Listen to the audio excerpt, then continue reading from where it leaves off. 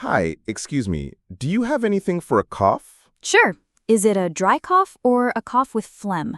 It's mostly dry, especially at night. I recommend the syrup.